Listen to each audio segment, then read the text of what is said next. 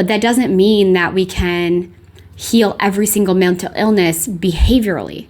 Some people, specifically those who have a history of family trauma, okay, the trauma is not, they might have a history of family trauma, but we now know that based on epigenetics and based on numbers, I believe it's 1814 in the Bible, that, let's say a child from a third world country gets adopted by a family here in America.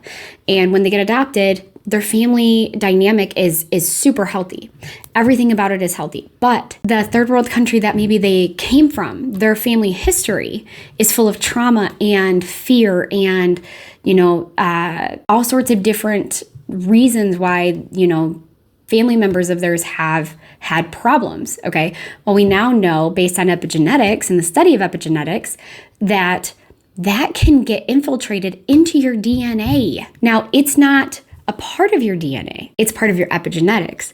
What your epigenetics is it's how your body physically reads your DNA and understands how to use it. So if you have a child who has a completely healthy household, they even, maybe in MacArthur's case, they grew up in the church and they, grew up and became Christians and stuff, but they have struggled forever with crippling anxiety that something terrible is going to happen to them when they drive a vehicle. Okay.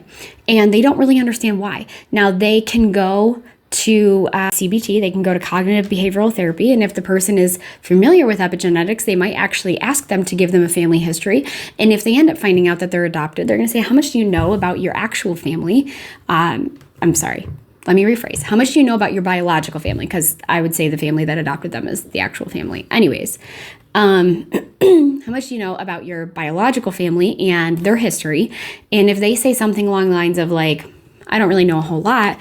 Okay, well, why don't we do some digging into that? Because I'm thinking that this is not just a mental struggle, okay? This is not just an environmental situation. This is not just you not knowing how to cope with driving, okay? This is something on a cellular level. On a cellular level that for us to correct is going to take a different type of therapy.